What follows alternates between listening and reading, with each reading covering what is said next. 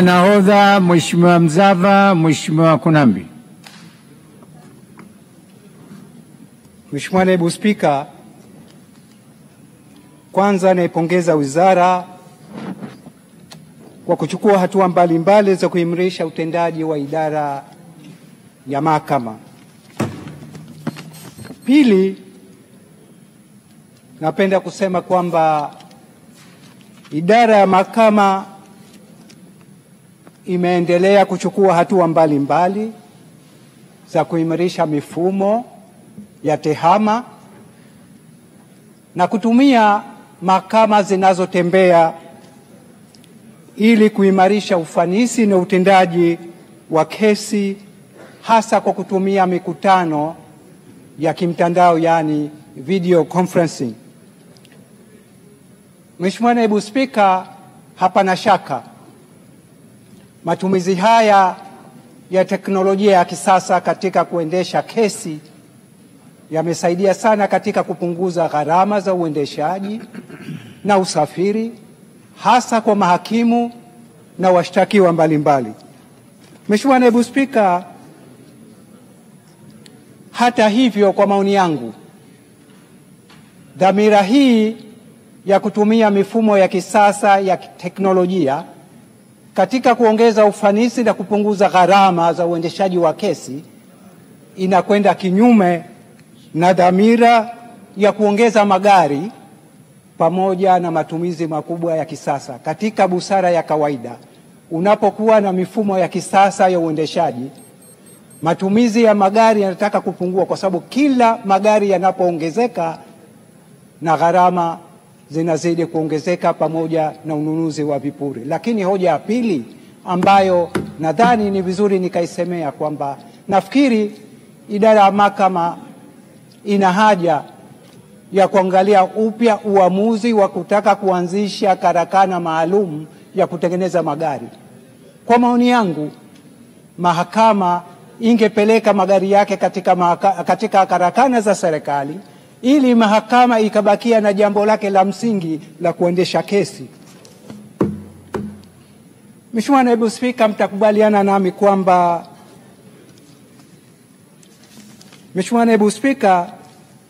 hivi sasa sisi kama taifa tuna tatizo moja la msingi na ni lazima tulisimamie kwa makini sana.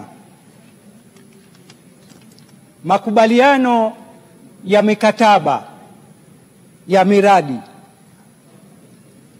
yanachukua muda mrefu sana, yani negotiation. Mimi nimeanza kusikia taarifa za kufanyiwa kazi miradi ya kusindika gesi asilia LNG pamoja na mradi wa chuma na makaa ya mawe Liganga tangu nikiwa waziri mwaka 2013 mpaka leo bado tuko kwenye mijadala ya mikataba hiyo.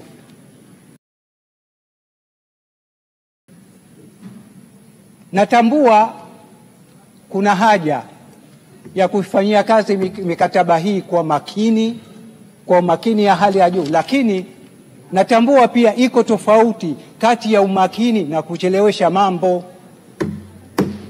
Mheshimiwa Naibu Spika, athari yake ni nini kuchukua muda mrefu kuidhinisha mikataba hii? Kuna athari mbili. Hivi sasa duniani unafanyika utafiti wa matumizi ya gesi ya hydrogen kama chanzo cha nishati.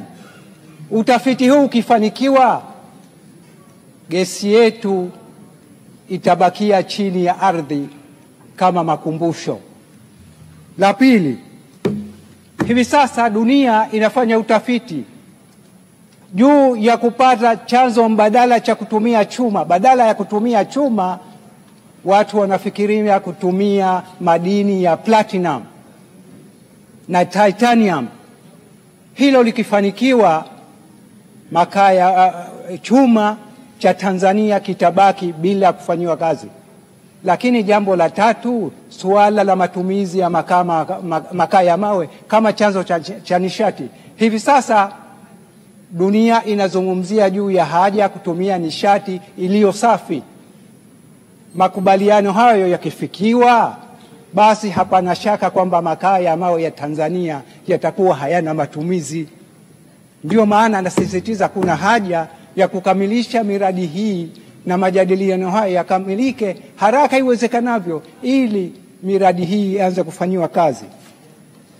Mheshimiwa Naibu Spika, kwa mnasaba huo naiomba sana ofisi ya Mwanasheria Mkuu wa serikali kuwapeleka vijana wake wanasheria nje ili wapatiwe mafunzo ya vitendo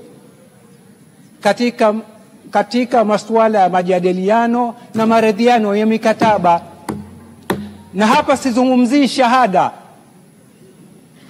Unaweza ukawa na shahada 1, 2, 3, lakini weledi ukawa wa kiwango cha. Mimi nazungumzia mafunzo ya vitendo ambayo utafundishwa maadili na mitizamo sahihi ya kufanya mambo. Ndilo ninalolisisitiza. Mheshimiwa Naibu Spika, mtakubaliana nami kwamba ofisi ya Mwanasheria Mkuu wa serikali inapaswa kuimarisha kitengo chake cha usuluhishi wa migogoro kati ya wekezaji na serikali. Tumekuwa tukipoteza hapa kesi nyingi sana. Tunashtakiwa, serikali inapoteza. Hatuwezi kuendelea hivi kwa sababu serikali inapoteza fedha nyingi sana, na ndiyo maana napendekeza kuna haja ya kuimarisha utendaji pamoja na mafunzo ya vijana wetu ili wawe na weledi na umahiri wa kufanya kazi zao. Baada ya kusema hayo, naomba kuunga mkono hoja. Nakushukuru sana.